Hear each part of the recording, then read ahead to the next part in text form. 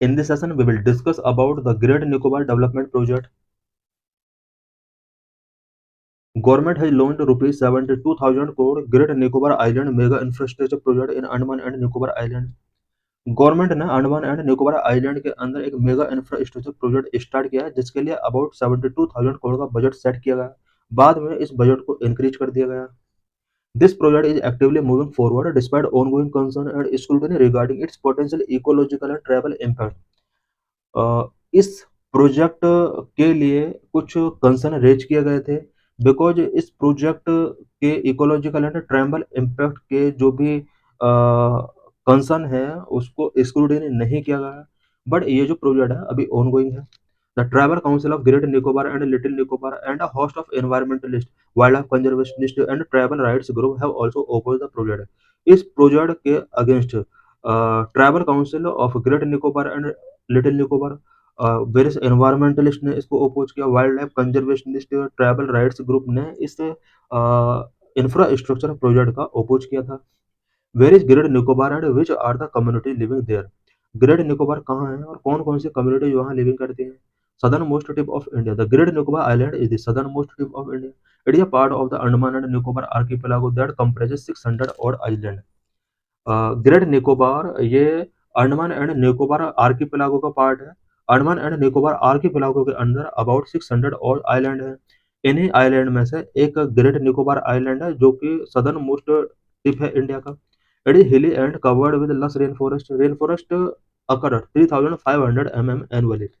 Great Nicobar एक hilly area है and लस रेन फॉरेस्ट से कवर्ड है। रेनफॉल यहाँ पर एनुअली 3,500 mm होता है। Numerous endangered and endemic species. The rainforest and beaches host numerous endangered and endemic species such as giant leatherback turtle, Nicobar's megapod, Great Nicobar crab, and Nicobar crab-eating macaque, and the Nicobar tree stew. Great Nicobar के अंदर जो rain forest and beaches हैं, इन rain forest और beaches में numerous endangered and endemic species यहाँ पर मिल जाएंगे such as giant leatherback turtle, Nicobar megapode, great Nicobar crake and Nicobar crab eating macaque and Nicobar tree shrew भी यहाँ पर मिल जाएंगे। एरिया इट है area of 910 square kilometer with mangrove and pandan forest along its coast. इस आइलैंड पर अबाउट 910 स्क्वायर किलोमीटर का area है और मैंग्रोव एंड पैंडन फॉरेस्ट यहाँ पर कोस्टल एरियाज में मिल जाएंगे। Two tribal communities the Shompen and Nicobarese, ये टू ट्राइबल कम्युनिटीज जो यहाँ लिविंग करती है।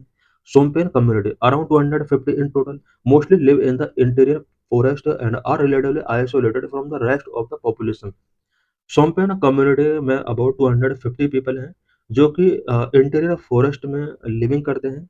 दे are predominantly hunter gatherer and are classified as a particularly vulnerable tribal group with in the list of ST. ये जो कम्युनिटी है ये हंटर गैदरर कम्युनिटी है और एसटी लिस्ट के PVTG particularly vulnerable tribal group के अंडर इन्हें include किया गया है। The Nicobarese community practice farming and fishing. It has two groups. The great Nicobarese around 450, little Nicobarese around 850। Nicobari community के जो पीपल हैं वो फार्मिंग एंड फिशिंग प्रैक्टिस करते हैं। इनके टू ग्रुप हैं।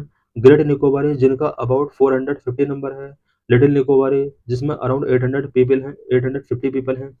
What is great Nicobar island mega infrastructure project.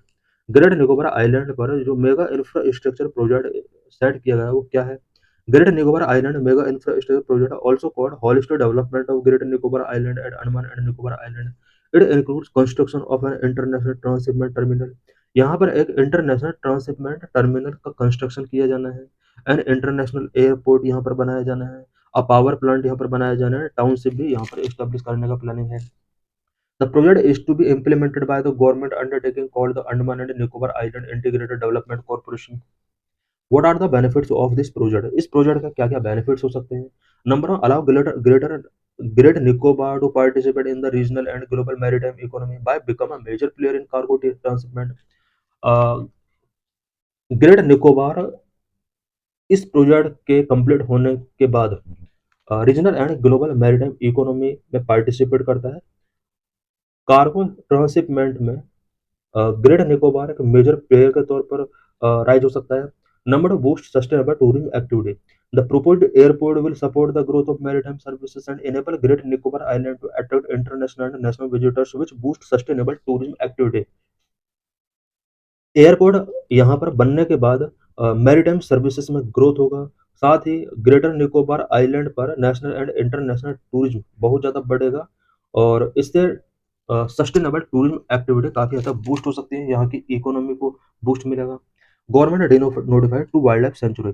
इस project को कंप्लीट करने के लिए गवर्नमेंट ने इस रीजन में 2 वाइल्ड लाइफ सेंचुरीज को डिनोटिफाई किया है। In 2021 the Indian government denotified 2 wildlife sanctuaries to make way of project. इस प्रोजेक्ट को कंप्लीट करने के लिए यहाँ पर 2 वाइल्ड लाइफ सेंचुरीज को डिनोटिफाई किया। Number of the Galathea bay wildlife sanctuary, number 2 the mega port wild life sanctuary. Government released a national maritime turtle action plan that lists Galathea Bay as a marine turtle habitat in India। Government of India ने national marine marine turtle action plan भी release किया है। इस plan के under गैलाथिया बे को marine turtle habitat declare किया गया है। Galathea Bay, one of the world's largest nesting site for the giant leatherback turtle. The transshipment terminal is expected to be developed here। Trans transshipment terminal जो बनाया जाना है वो गैलेथिया बे के अंदर बनाया जाना है। गैलेथिया बे जायंट लेदरबैक टर्टल के लिए एक वर्ल्ड लार्जेस्ट नेस्टिंग साइट है। Both leatherback turtle and the Nicobar megapod are listed in Schedule 1 of the Wildlife Protection Act 1972, the highest level of protection for wild animal under Indian law। Leatherback turtle and Nicobar megapode को schedule 1 of the wild life protection 1972 के अंदर list किया गया है।